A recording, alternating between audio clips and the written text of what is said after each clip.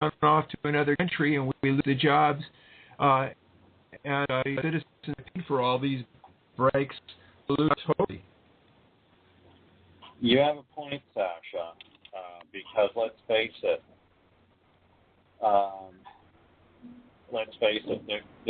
the one thing I can see that will put a stop to all of this is when these multinational corporations and corporate America run out of people to take advantage thereof. Let's face it, there's only so many nations on this planet. Once China and Vietnam have outlived their usefulness to them, where are they going to go next? I suppose, who knows, one of these days we might see the label made in Zimbabwe. And if we think we're buying poorly made products now, wait until that happens. You know, made or in Killeen, factory. Texas, because by then Killeen, Texas will be the poorest place in the world. You might be right. But the point of the matter is, sooner or later, they're going to run out of people to use. And that's why, again, I hate to sound like a father, but that's really where governments could have come in handy, bringing good fatherly or motherly, sound, common sense advice to them to say, this is not the way to go, son, because sooner or later you run into people to use. In fact, in a way, it could almost sound like an alcoholism or drug abuse counselor. It's like, yeah, this person I'm counseling now, trying to recover from his alcohol or drug abuse, has run out of people to use and hit rock bottom. He has no choice but to dry out now, doesn't he?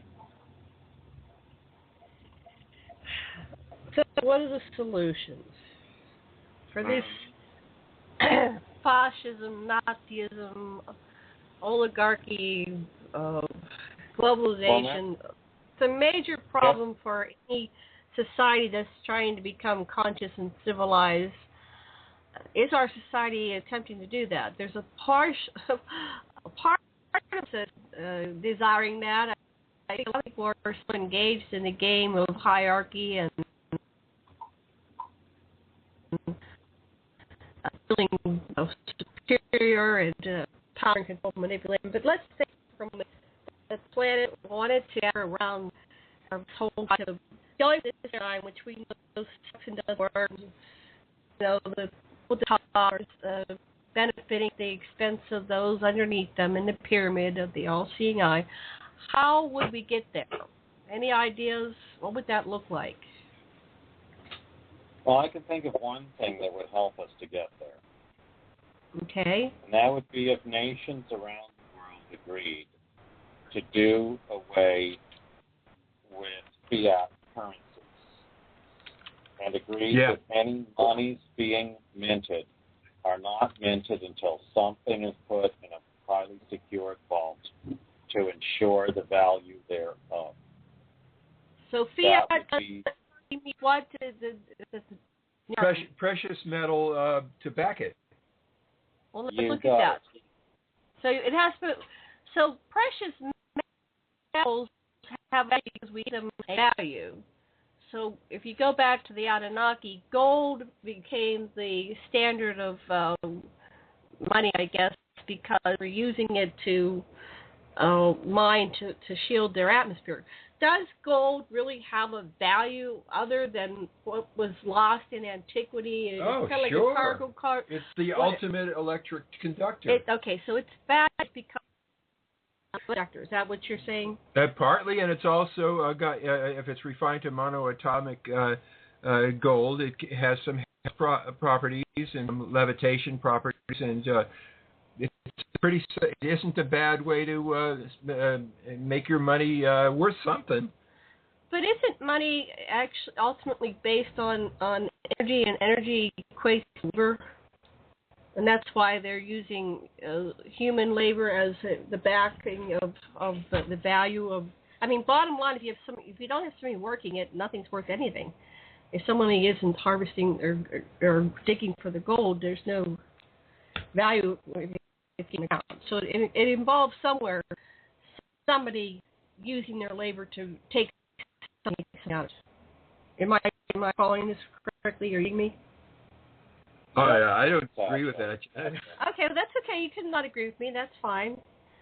But you were saying at one point that.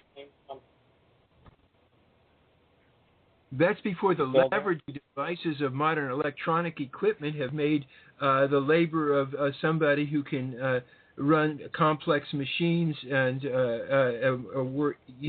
much more leveraged than somebody that can dig a ditch with his shovel.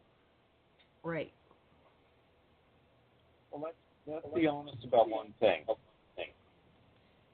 Both human endeavor and precious metals have a place in an economy. I'm not sure I'll agree with you on one thing, Sasha. Yes, the ability to produce complex machinery and computers, robotics, etc., that is important. But none of this would have happened without somebody getting out there and working. Yeah. So they both equally have a place in society. Obviously, precious metals, they have their uses in different things. Otherwise, they wouldn't be precious, would they? Right. So Limited supply. Some amount of gold could be used in electronic circuit boards, so can platinum. But then some of the same metals can be used to store them in a vault as a last resort backer of the value of currencies that the governments would issue. And obviously people having something to do to A, feel like they're useful citizens, and B, have a steady income is just as important at least because, as I said earlier, no matter how cheaply you can make a television set, wherever in the world you can make it, when you ship it to a Walmart somewhere, if nobody in that town has a job, that television's going to gather dust on the shelf of Walmart. That goes on too long. Guess what's going to happen to Walmart? Although I'm sure this will really sadden a lot of people. No. I'm sure you'll be crying on that day, won't you? Well, actually, I'm here as a poor little human being, and when Walmart came, I was able to afford more things than before. It killed so many jobs and killed so many jobs. little businesses. It was pitiful. But I tell you go down there and it's full of people, and that's where they go first.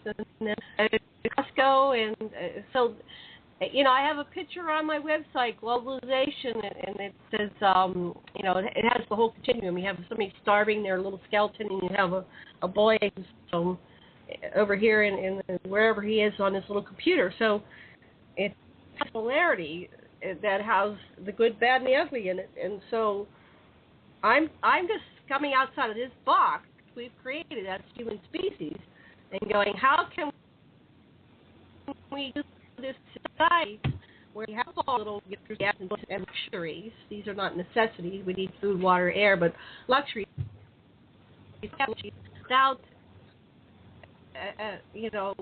some at the other end starving. The person has hard else to do and follows his own particular law and has courage to do so. We have the technological means to feed and clothe and help everybody if we just had justice, which we lack. You're right. You are so right.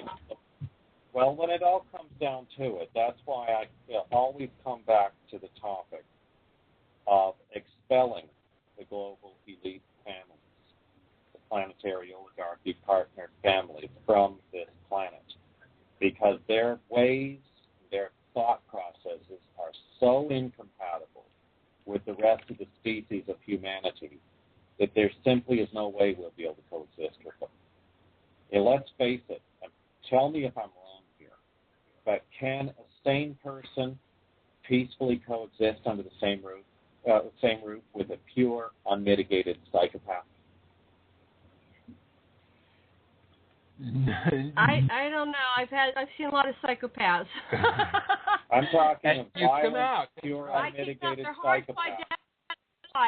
Basically, what is a psychopath? It's someone that's just taking, and expecting everybody. They're like vampires. They're sucking everybody dry. Like Halliburton and those kind of people. Right. Well, the fact of the matter is, what makes our society? A sane person cannot coexist under the same roof with a psychopath. Would you want if you had a young child, would you want your young child coexisting under the same roof with a child molester? Well, the problem with the young child, well, I thought you were going to say psychopath. No, but the problem with the young, we are producing a nation of psychopaths. We have to look at this. There's really something going on here in our society, very narcissistic, psychopathic society, which is something to do with the computerization of the planet and people not getting with each other anymore. And so, I mean, look around you. I'm looking around my world, and these people are coming down, and it's crazier and crazier. It's pathological confluence, identification with the aggressor, and the aggressor is the planetary oligarchy. Right, and we have our movies that are always identifying us with the hero, and the hero is a hero because he blows up 500 people in 30 seconds on a movie.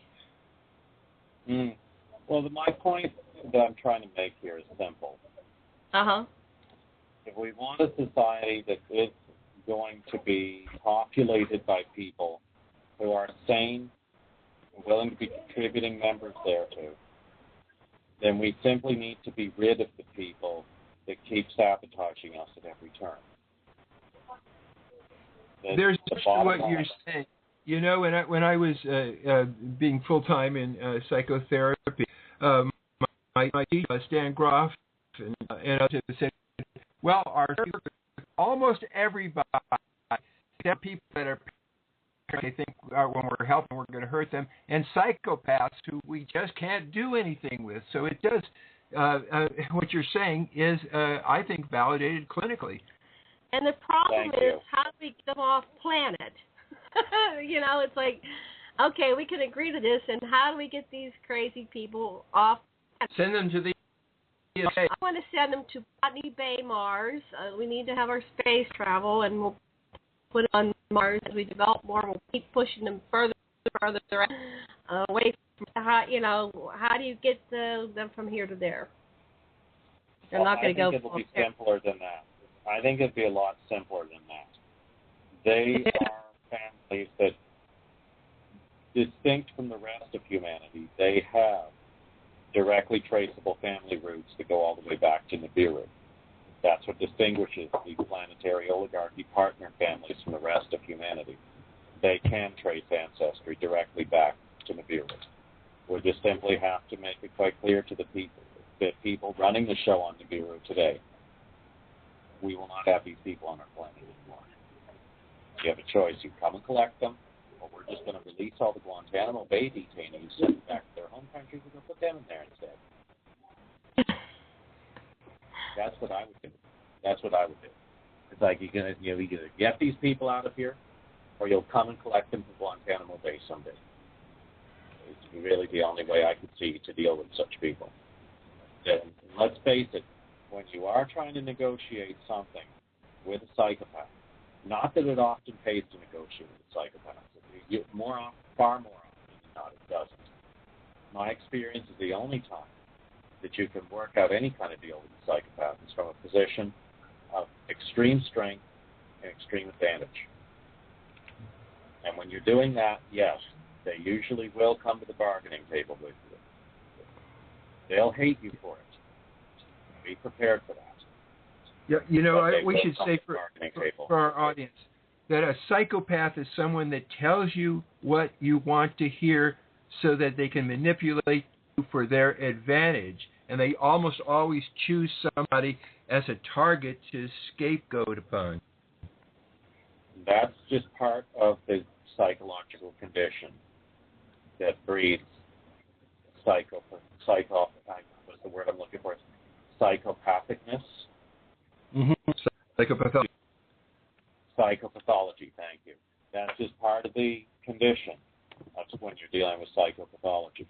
That is literally what we are dealing with all of these families.